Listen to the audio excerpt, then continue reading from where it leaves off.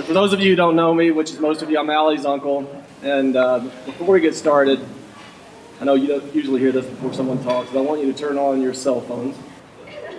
And if you have an iPhone especially, and when you're ready, I need you to follow some instructions.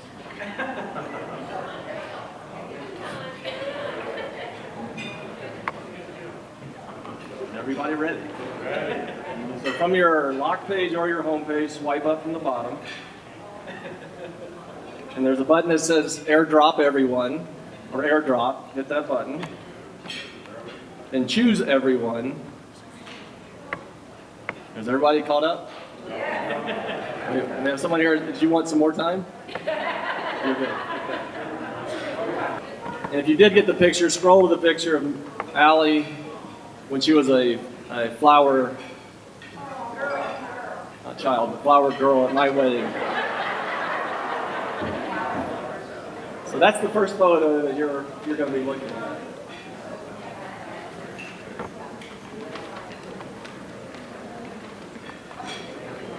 So starting off, I just wanted to say, to Allie and Mike, discuss a few qualities I think that they both have that will increase the likelihood that this marriage is going to be a success. And to start with, we're going to look at that first photo of Allie that's at my wedding. And there are a lot of things about Allie that everybody already knows. She's beautiful, she's funny, she's kind, so I'm not going to go over those. Other people can go. But if you look at Allie's face in this photo, I look at that and I just think her face says, I'm going to do whatever it takes to figure this out. And so I think that is a quality that she brings to this marriage, that she's going to figure it out whatever it takes. Now, just in case that makes Mike a little overconfident, you need to scroll to the next photo, where Allie is she's 3 years old in this photo, if you didn't get it. Someone has put her up on a table next to some ice sculptures. And if you look closer at that picture of her, it's like a slightly crazed look on her face. That says to me, I'll let you stick me up on this table one time, but if you try it again, you're toast. So my advice to that for Mike is appreciate what you have, but don't take it for granted. So for Mike, I'm just now getting to know Mike. I don't know Mike real well, but there are a few things that I think, from casual observation that are accurate. Some people might consider this it's not a negative comment or phrase, but I would consider Mike kind of a slow breather. That's what I would call it, which I think is good, in that he seems like someone that takes his time, thinks about what he does before he makes decisions, makes sure he thinks of all the ramifications of that decision, and then maybe does that. And I saw that in action last night, because he had his third shot of tequila in his hand. And he held that for like 10 minutes. I know he was thinking about, should I drink it? Should I not? What's going to happen if I drink it? And actually, I was gone by the time, but I don't really know how that turned out. So I think those are some things that they both bring to the marriage. But even with all those qualities, I think I've been married for 24 years. That's another lesson right there.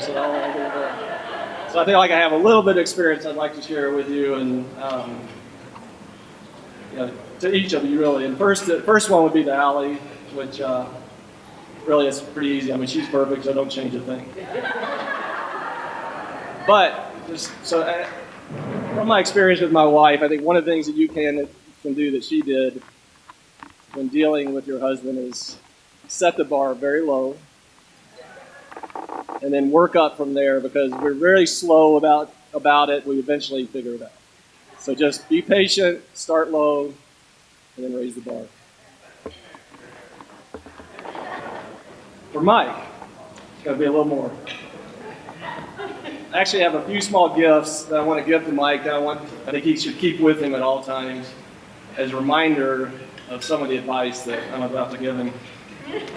Each gift has a story that's kind of specific, but it can with a little bit of imagination, you can extrapolate it to really apply to almost any situation you're going to run into. And the first gift I have for you is a subway car. Okay, I'll go ahead and turn this over to you. It's not really a subway car, but it's the closest I could find that looked like a subway car. So that's to remind you, I think, at least in my marriage, everyone eats at Subway, the Subway sandwich shop.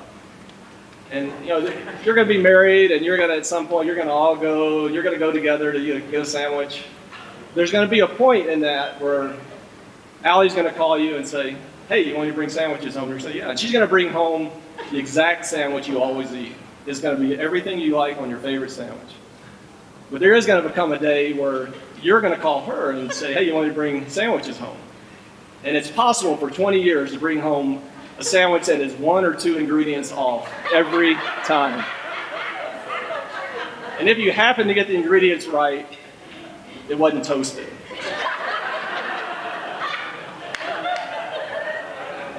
So don't let that happen to you. And the lesson there is remember the little things that Allie cares about. And start earlier than I did. Gift number 2 is a car travel game I got for you called Are We There Yet?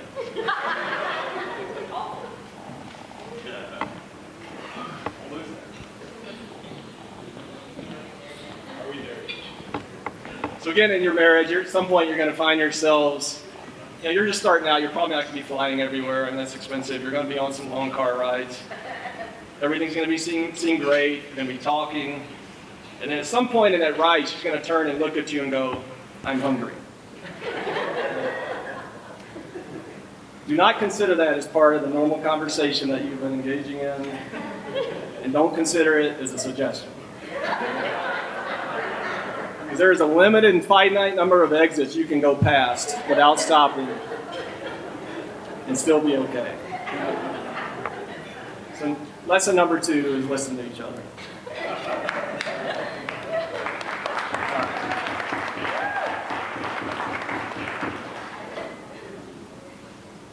Gift number 3, and there's only 2 more, so we'll end, is a harmonica.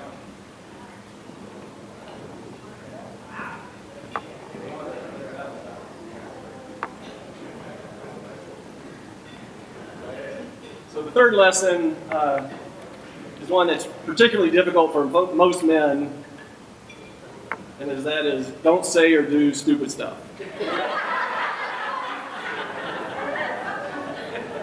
It never ends well, and if you do stupid stuff, there's a very predictable and repeatable cascade of events that follows. It always ends in homelessness, drug addiction, and prison.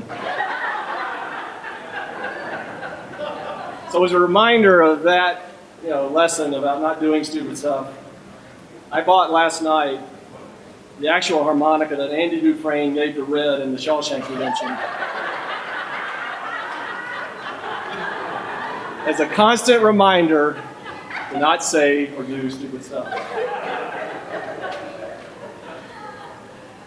And finally, and when and not if these reminders fail you, because they will, and you find yourself in need of forgiveness, my best advice comes from the movie Finding Forrester, when Sean Connery tells Jamal that the key to a woman's heart is an unexpected gift at an unexpected time.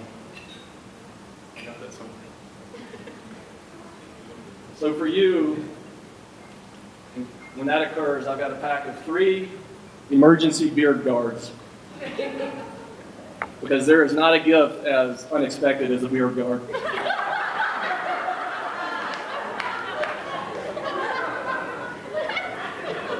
However, to guarantee that it's effective, you will need to include a piece of jewelry, which unfortunately for you, I have not included in this box. So now that you're armed with everything you need to know for a long and happy marriage, a toast to you two.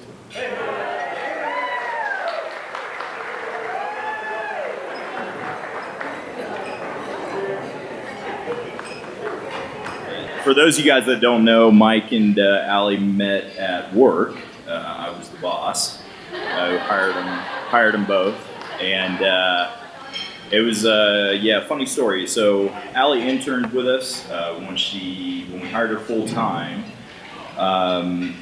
We needed somebody who had robust and refined delegation skills. And for those of you guys who know Mike, he's very, he's born for management. And so it was very fitting. We sat Allie right next to Mike, and rest is probably history. But I will tell you guys that I had 15 traders, all good-looking 20-somethings.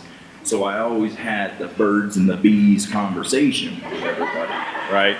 That none of that stuff was going to go on in my trading floor, right?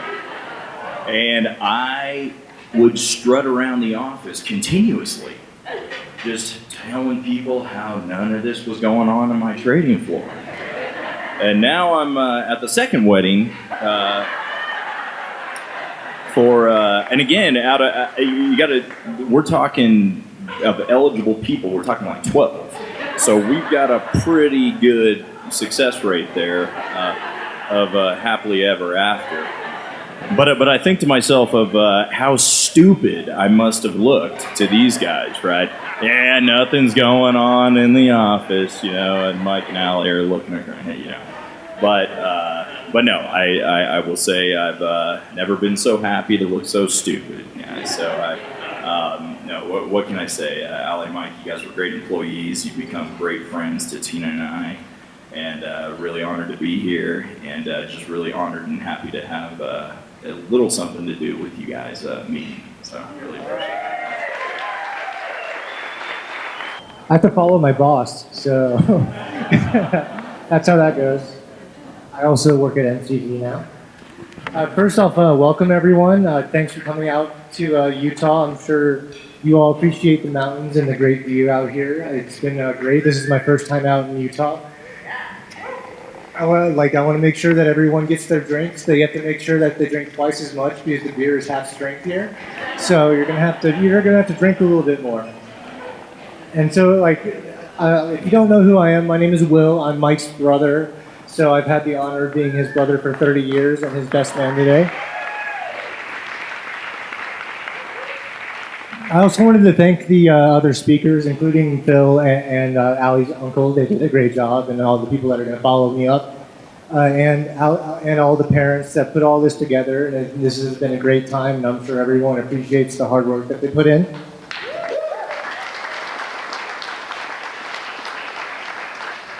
I think everyone agrees that the bridesmaids look beautiful today. They'll definitely make the groomsmen look a little bit more handsome standing next to us in the wedding photos. We needed a little bit of help, and most of them are back here, so you can give them a round of applause too.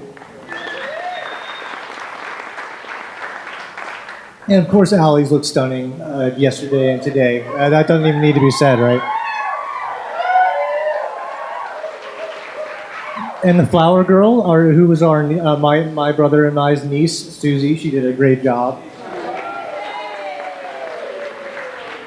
My impression of a best man speech is that I'm supposed to give my brother a hard time, but after giving one speech, I have a reputation in my family of giving good speeches, but that doesn't mean I'm necessarily the funniest person in the world, but I do hold a grudge against Mike for smashing my finger in a car door when I was 8 years old, so I'm gonna do my best to give him a little bit of trouble.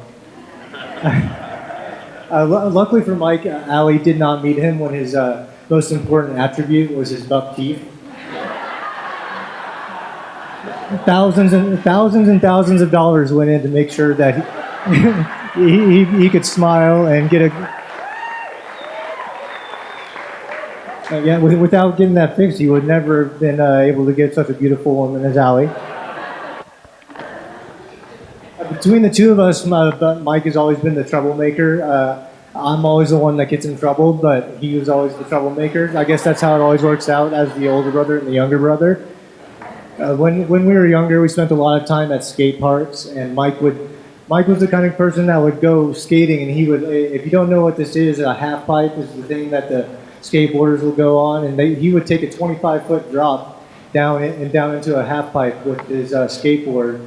So you just have to lean in when you're doing that. So I think that's good advice for marriage. Just lean in, just lean in and make sure you don't get smacked in the face.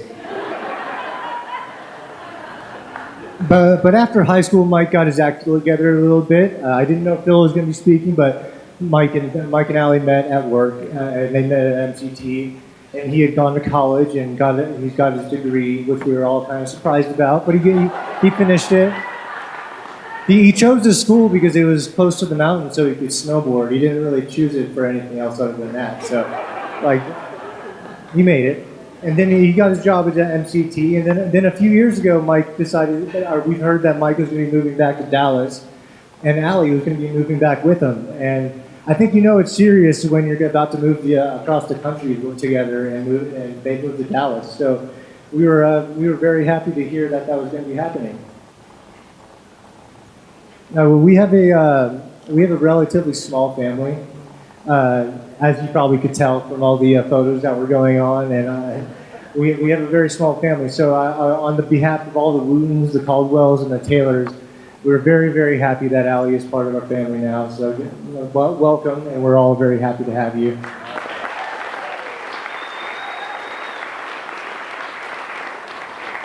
We couldn't ask for a more beautiful, smart, and down-to-earth addition, and I'm sure that Allie's parents know that they did a fantastic job raising her, and they must be so proud of where she's ended up today.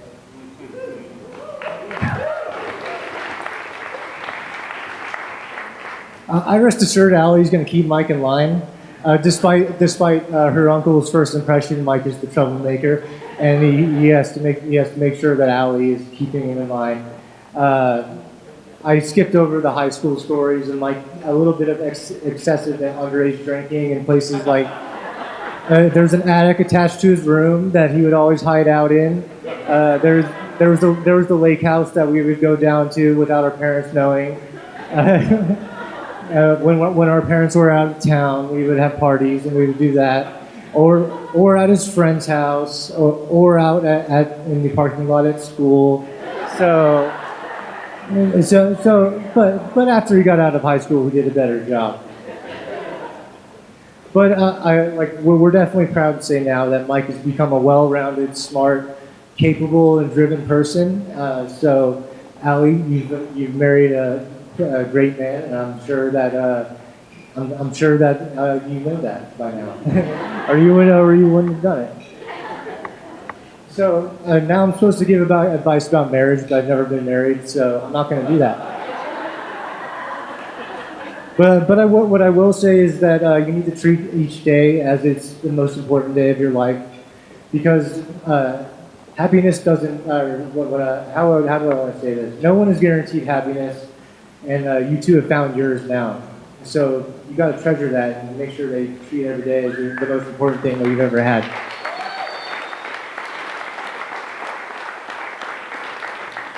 Don't go looking for happiness outside of each other, because it doesn't exist outside of each other.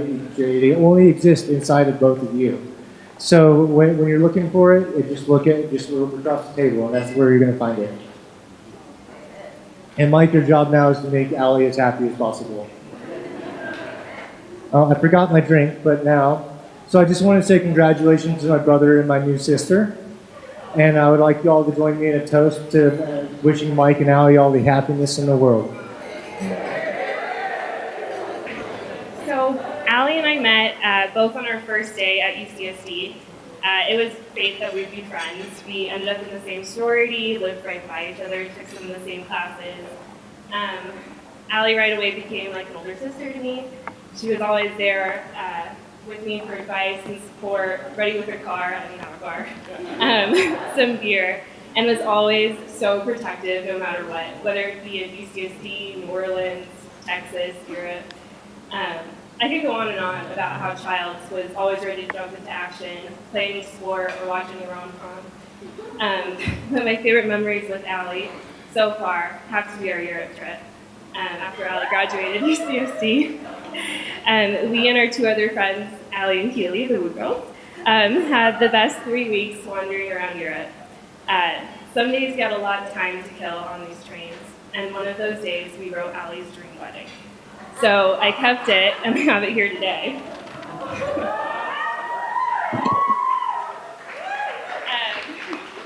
So some highlights, but I could never have dreamed that this paper would come into fruition, and it's really, really similar to what this day is like. We have here that the wedding would be a place in the mountains with a ton of trees and twinkle lights. We have a sketch drawing of the bouquet, similar to what Allie was carrying today, a dress, and a request to play country music at the reception, and candy as the party favorite, which you'll all see on the table together. So, but what I think about this paper, what's most impressive about this list of things that we wanted for Allie's wedding was the list of groom qualifications. We had a blank space next to where the name of who she's going to marry, so don't worry.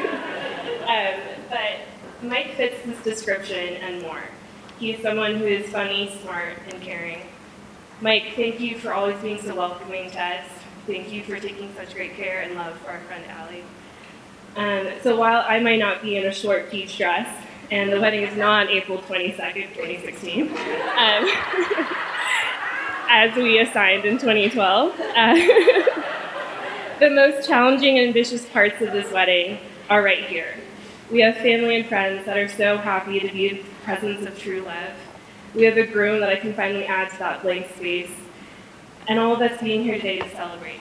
So Allie and Mike, may your life be filled with love, laughter, friendship, and adventure. Cheers.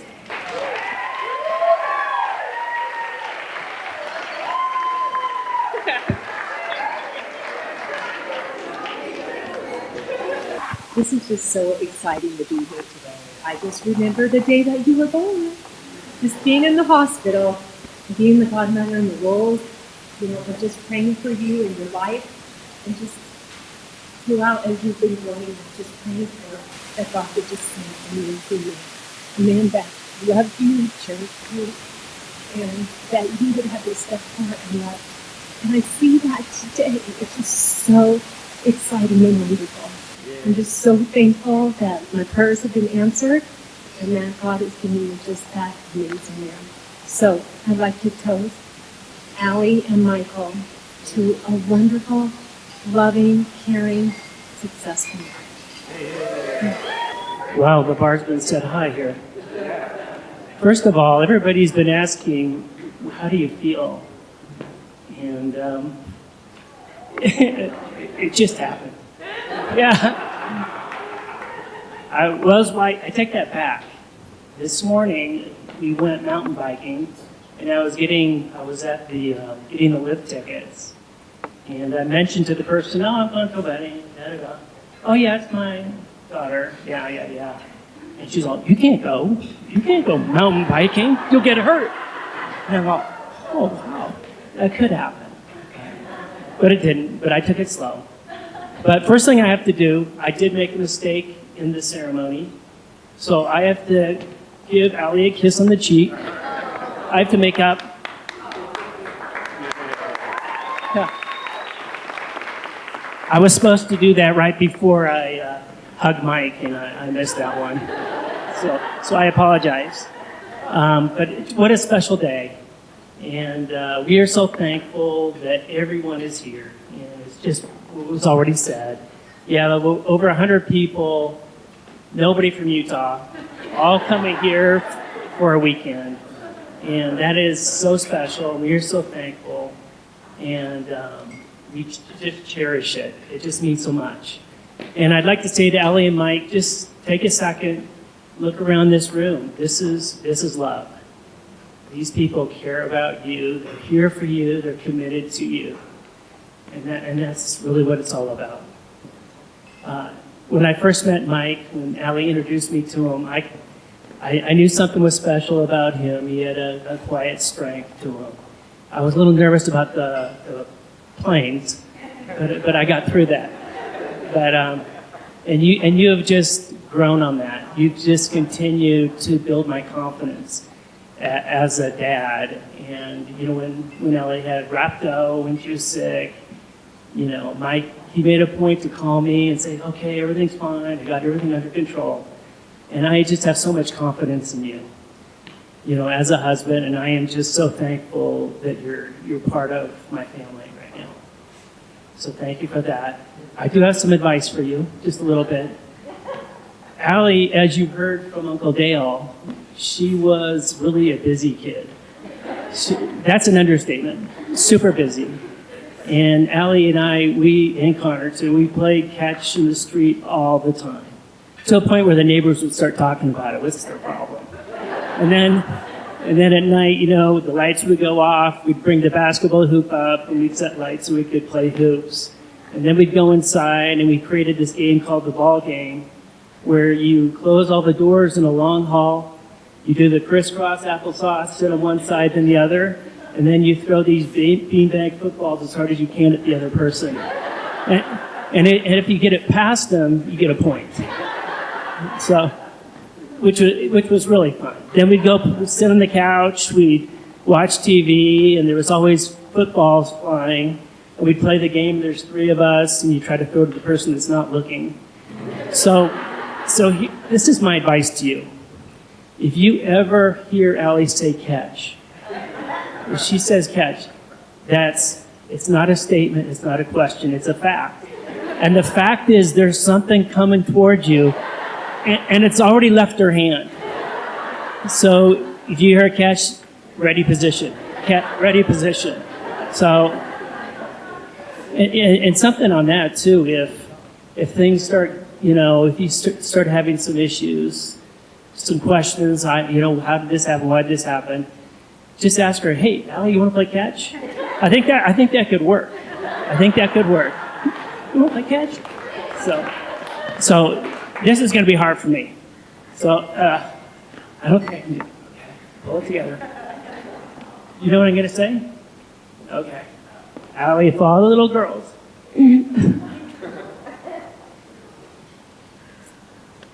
We had this thing going, so I'm going to have to come back to it. But I would always say to her every night, if all the little girls in the world were lined up and God said, pick one, who would I pick? What was your response? Yeah, exactly. And that's true today, and it's been true your whole life. I'm so proud of you. I love you so much. I cherish our relationship. Allie and I are texting and calling each other all the time. And it just means so much to me as a dad. So thank you for that. And you did a great job in picking Mike. He's a great guy, and I am just so excited for the future. And it's kind of like, I'm with parents my age, and it's like a passing of the torch to this new family, and I'm just so excited about it. And so excited to see what happens. So let's toast to Allie and Mike, to a long marriage, long life, and quite a few kids. Okay.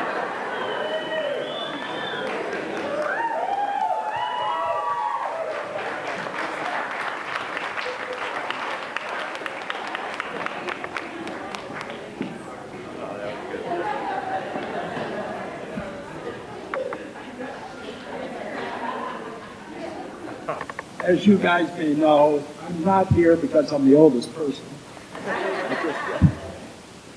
I am Allie's grandfather, and I would like to say this. I think we should all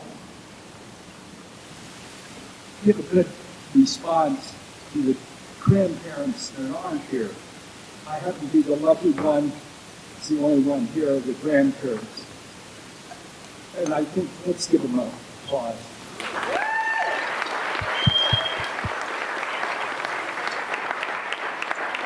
Allie was always the spunky one in the family. Poor Connor, he never won. She's the 4th grandchild of my 9. I have 9 grandchildren and 2 step-grandchildren. And I'm a very lucky man. But Mike, I'm glad you're joining us because almost all of them are girls. But I just wanted to say, it's short, but I just wanted to say, I've seen Allie grow up, Connor, They have a great mom, they have a great dad, love from both. It's so important nowadays to have that love. That's so important. That's more than anything else that you can have, is love your neighbor. And I wish you many years of happiness. And you two are very, very precious souls. Both have very tender inside. And I love you both.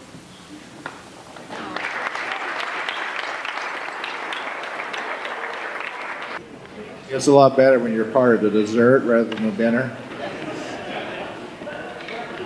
First of all, let me say congrats to the new newlyweds.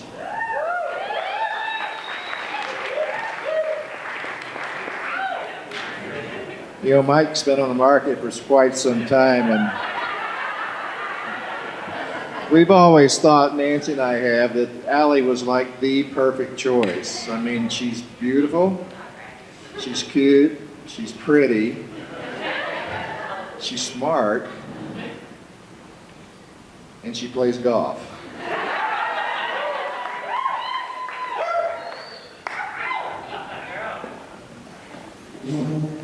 There's something about Mike I've got to tell you, though, and it's great news. So we have this thing that it's a hereditary trait. I've given it a kind of a name. Most of you probably won't recognize it, but it's called selective listening and interpretation.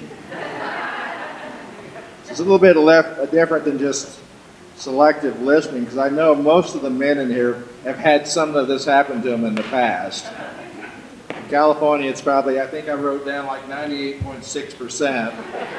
In Texas, it's only about 55%. So we're not quite as bad in Texas as it is in California, but selective listening and interpretation.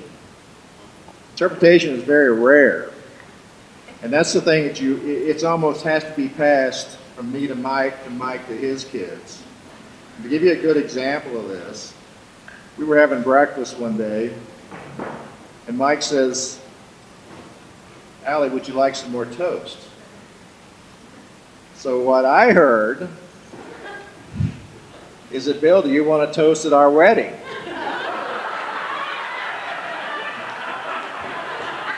So that's interpretive information. I know not all of us have that skill, but I'm sure Mike's going to develop that. In fact, I recall a time when Mike was about 7 or 8, and he and Will were together, and every year we lived in St. Louis, and we had this parade, 4th of July parade. And this parade, we dressed all the little cars up, you know, and you put on 4th of July kind of uniforms. And Mike and Will were in the first line. So I walk up to Mike. I say, "Mike, you know, you can't go too fast. You've got to go really, really slow because it's a parade. It's not a race." I said, "Mike, do you understand me?" Mike says, "Yeah, I got it. I got it." I said, "Mike, if you got it, blink twice." So the race, as Mike saw it, the interpreted race. He didn't hear the go slow part. So the race started, and Mike and Will both were way out ahead of everybody else. And of course, the parade was a disaster because they were first to finish. So the next year, Mike's a little older. I know I'm taking a risk with him, but we've decorated bicycles this time. So you think, well, you can't pedal them too fast. You'd be too far out. So guess what? I say, "Mike, you got to go slow. You got to go very, very slow so that people can follow you." And Mike says, "I understand." I said, "Mike, if you understand me, I want you to blink 5 times. Thinking, well, he learned his lesson from last year. So what Mike does is he gets on his bike, and for about 3 seconds, he's pedaling pretty slow. And then again, it's a race. So he's off to the races, and he won that race that day, too. Let me just say this in all seriousness, because each of you have had your own path for some time. Now you have a path that's really come together. And in this path, you have to walk together, and you can never really look back. And you really never want to get too far apart on this path, so you want to stay on the same path looking forward. I think it's okay if you have little paths beside you. You're called kids. But you got to stay on this path, and if you stay on that path long enough, you'll be married forever. And that's the objective, I think, of always getting married, is to stay together forever and ever. So Mike, my heart's out to both of you, and a toast to you guys.